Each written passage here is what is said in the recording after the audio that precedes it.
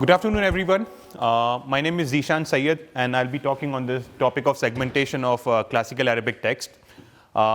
Just to make sure, this is different from, because there's a lot of people from the OCR community, this is different from the vision segmentation. We're talking about text segmentation here. Before I begin, small background about me and my co-author. I'm a PhD candidate in computer science at the Indiana University, and my specialization is in machine learning, NLP, and parsing of morphologically rich languages.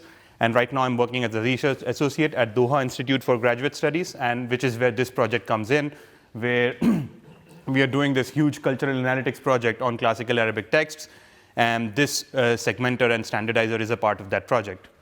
My colleague is works at the University of Wolverhampton in the UK. So this is the brief overview of what I'm going to talk about. First, I'll define what the problem of segmentation is, and then present the details of that problem. And then I'll talk about what the problem of substandard orthography is, and then I'll talk about the experiments and the results in that section. And then we'll talk about how important the second problem is, and how these two problems are connected to each other, and how they work in tandem.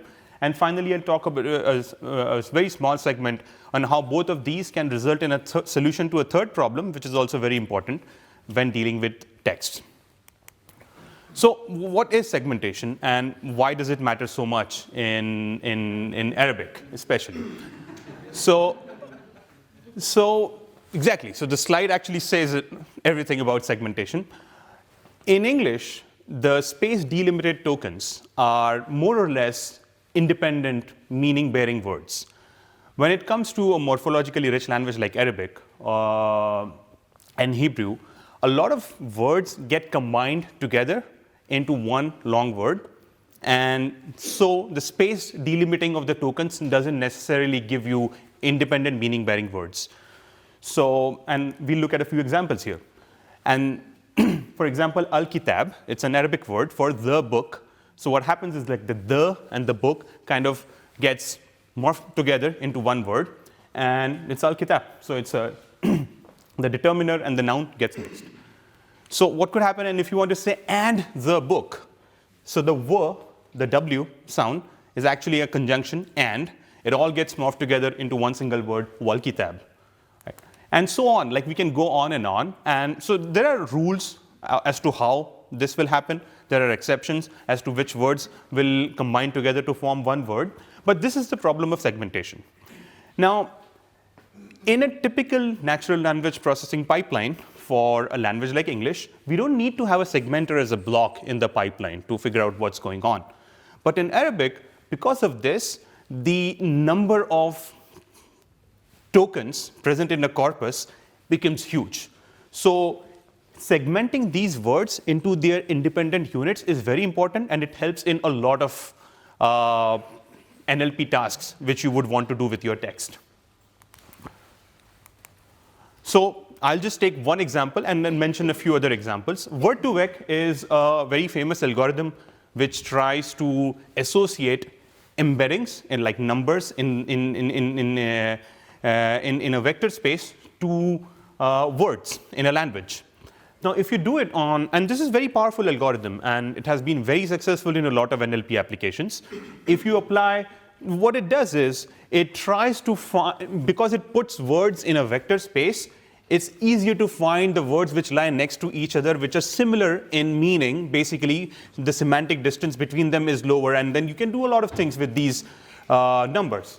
But when you apply the same, so if you apply the same algorithm to English, so you would get vectors for these words which are very similar to each other, like book, books, a manuscript, novel, author. These all lie very close to each other. But when you apply the same algorithm to Arabic, this is what happens. The same forms of the verb in different tenses, in different persons, kind of all get agglutinated all together in space close to each other. So this is a problem. So this renders this algorithm pretty much, not completely, but useless compared to its application in English. So this is one such problem where we need segmentation. And also it has been shown in a lot of studies that if you segment the sentences, the words, and it increases the performance of all other NLP systems. The part of speech tagging, parsing, named entity recognition, or translation, and any sort of lexical analysis which you want to perform.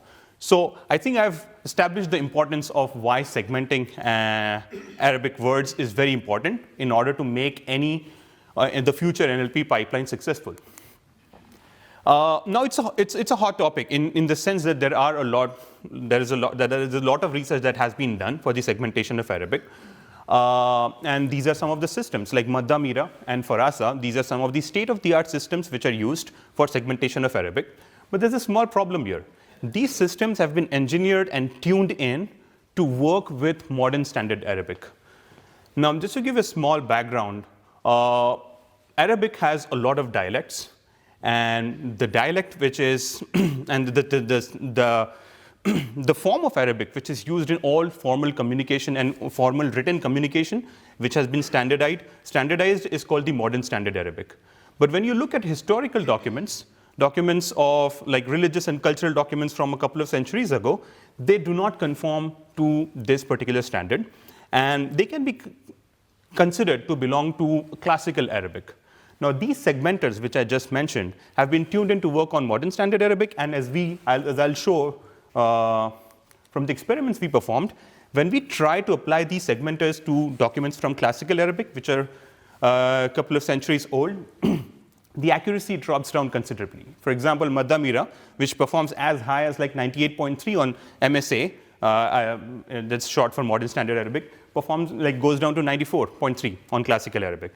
Similarly, Farasa, which is the state of the art for modern standard Arabic, falls down to 986 in classical Arabic. So this shows that there's a need where we need to focus on classical Arabic, and it's very hard to retrain these segmenters on a new corpus. So we decided to build our own segmenter which is tuned in and focused on classical Arabic, because that is the interest of the project, and also it's cool. So this is like the problem. This is the problem which we try to solve, and through this we try to solve the segmentation problem.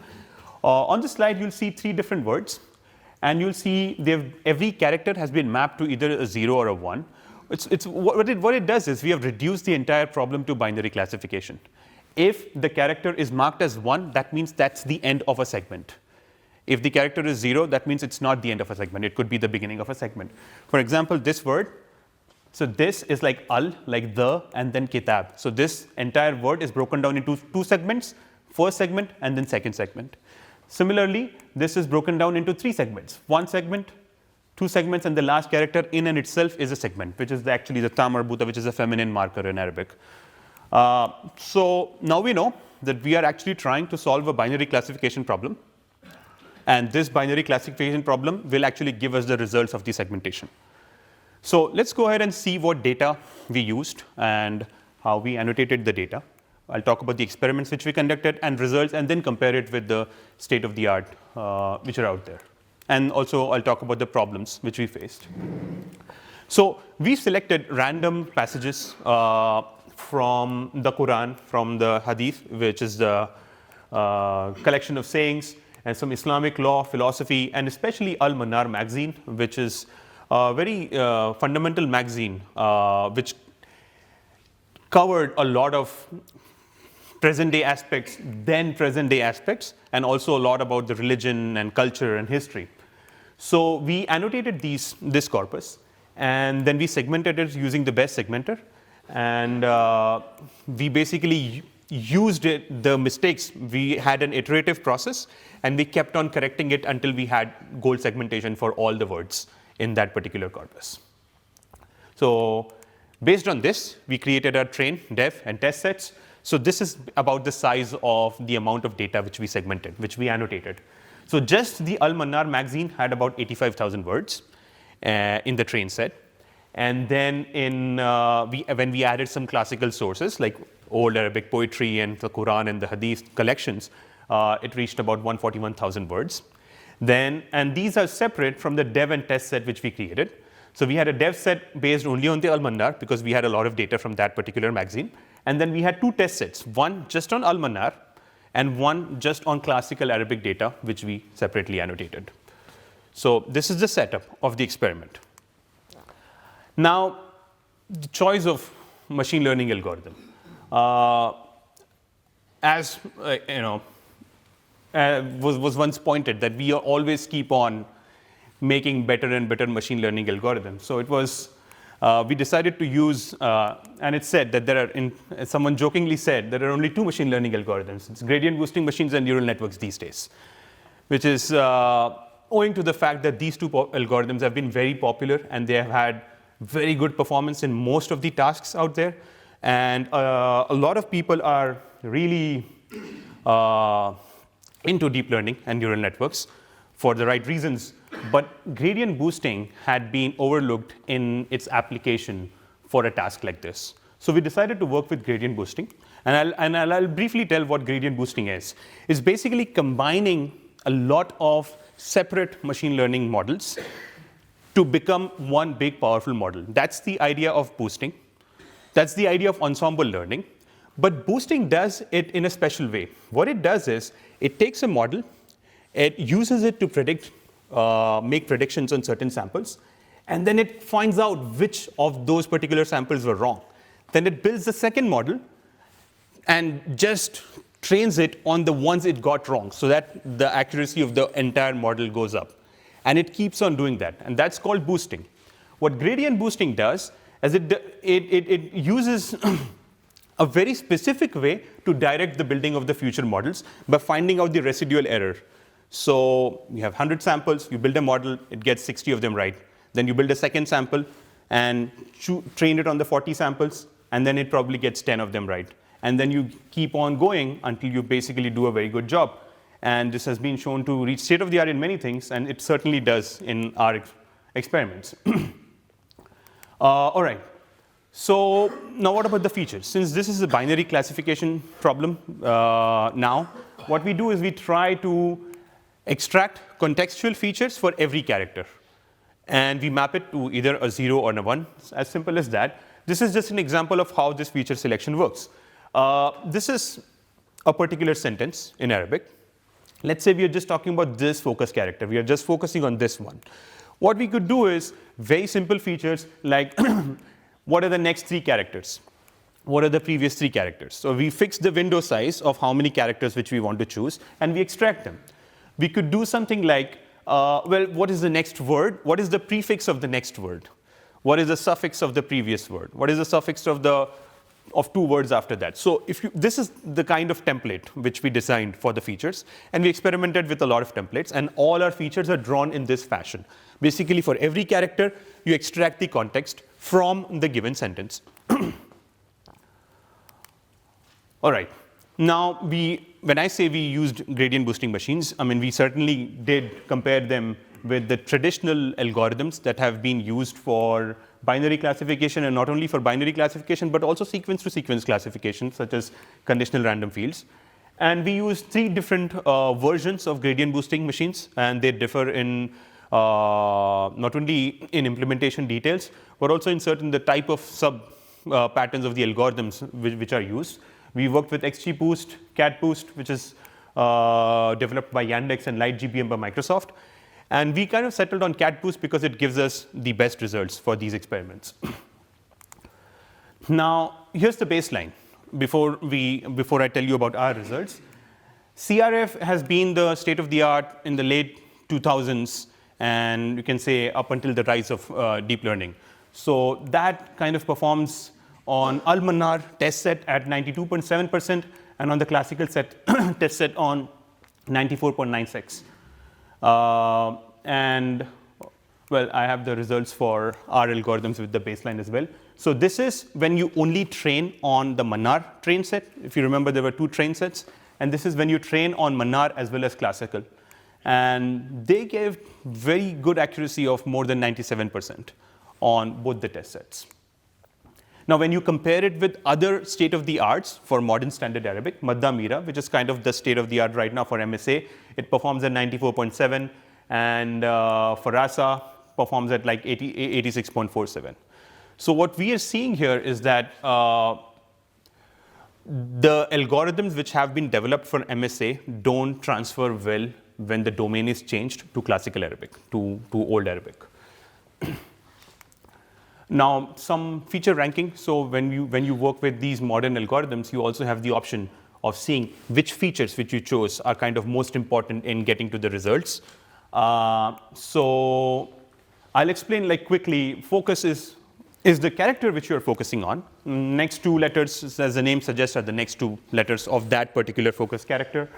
And then the suffix, the prefix, suffix, +1 is the next character, +2 is the second next character, and +3 is the third character, and so on. And if you notice, and it's ordered in descending order, that most of the features are very local to the context of the words. And there are some features, that is when you go away from the context of the word, like the following word. So what we can conclude from this is most of the information which is needed for segmentation is present in the local context. And some, but not none, information is present in the longer context.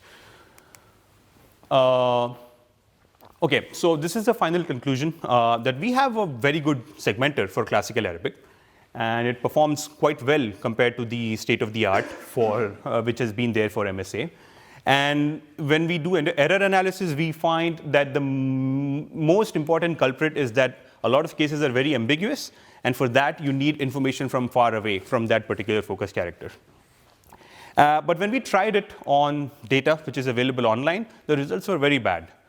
And the answer to that is substandard orthography, and that is how the two problems are linked.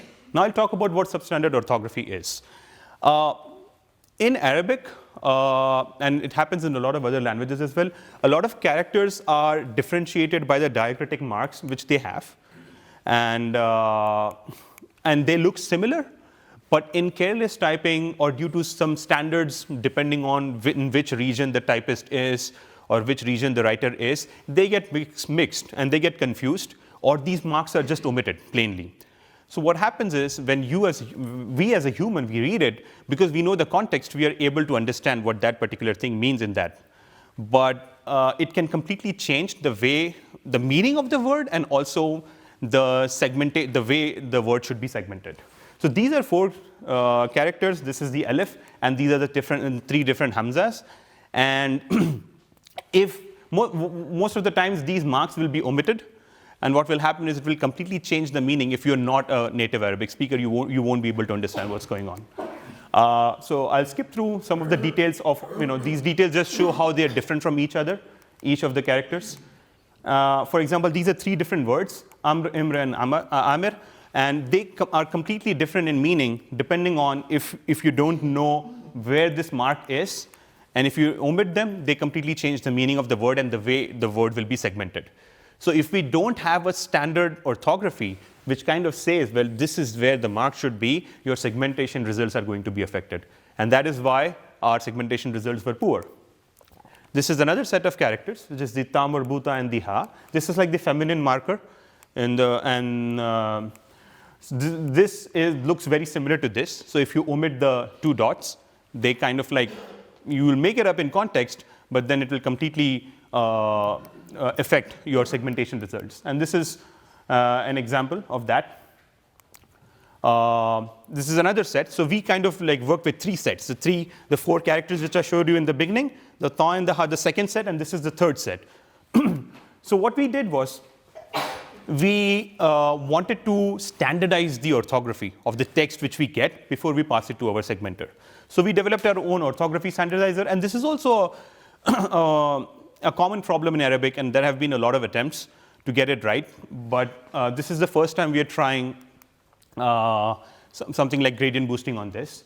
So we kept the entire problem very similar to the segmentation so that they both fit in the same pipeline. Initially, if you remember, we marked every character as zeros and ones, and we made it a binary classification problem. This time, we just transferred the problematic characters to the corresponding correct character and make it a multi-class classification problem.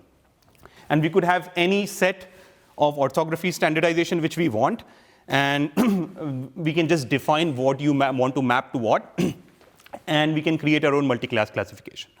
Now the question is, it's very difficult to get a parallel corpus of the substandard data and the standard data from which you can extract these samples. So what we did was we extracted about 1,000 books from the Islam Web Library, and the maintainers of this library take very good care of typing everything in standard orthography. So we scraped all these documents, which are more than 36 million words, and we kind of substandardized it by using a rule-based system. We substandardized the data, and then we created a subsample, and then we substandardized it using the rules, and then we learn a machine learner to convert it back from the substandardized orthography to the standard ones.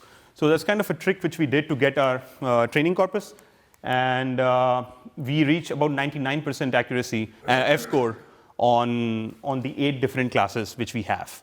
So these are some very impressive results compared to other software which are available out there. Now this is the final experiment.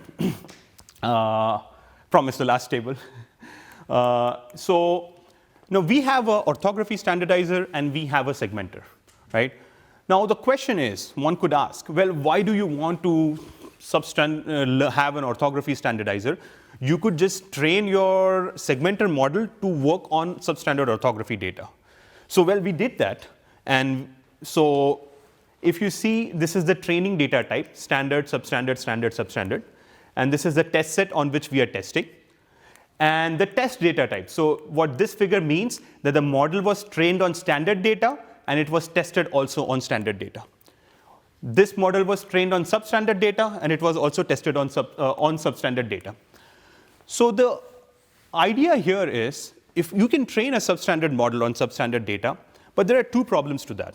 Problem number 1, you do not have enough information, because when the orthography is substandard, there is loss of information, because multiple characters have been mapped to few characters, and that is loss of information which you could make use of during the segmentation. That's one. Second, substandardization is not a standard process. Like, substandardization can happen in a random way. Some characters could be substandardized sometimes, some characters could not be. So there's no way where you can say, well, this is the model for substandard. You would have to have a different substandard model for different stuff. So what we do is, when we get a text, we substandardize it, then we standardize it, and then we pass it to the segmenter. So stemming is NLP process where you extract the stem of a given word, and it kind of comes out as a byproduct of what we are doing. Because we don't train a stemmer, we just use the segmenter, and we come up with very handmade rules of, well, this could be the prefix, this could be the suffix, and this is depending upon the length. So this is like a good byproduct of what we are doing. So the problems which we are still trying to solve is, most of them are long distance problems. Now what you could do is you could solve them by increasing the context, but when you increase the context, we run into data sparsity issues. Because we are actually training a segmenter on almost 1/3 the data on which the MSA segmenters have been trained on. So we do not have a lot of data. So we have to solve that under the restrictions of the data. There was a huge imbalance of data in the substandard orthography problem, so we had to use a lot of subsampling and algorithms which are used to balance out this imbalance problem. And sometimes training a substandard model on substandard data beats the standardization, and that can be attributed to some idiosyncrasies in the data. Final point, we are trying to solve both segmentation and standardization as a part of the same pipeline, and also to use sequence-to-sequence models, which are very common and very famous, and try to use them to solve this problem. Finally, we are also creating artificial data so that we can improve our segmenters. And the most important thing which we are currently working on is using transfer learnings to build huge language models from standard Arabic, and basically transfer the domain using contextual embeddings to classical Arabic. I guess, thank you so much. That's my presentation. If you have any questions.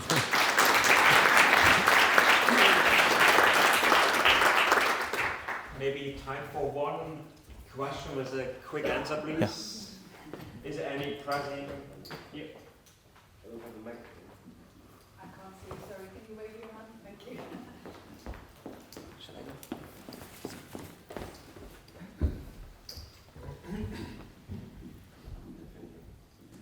Thank you for your talk.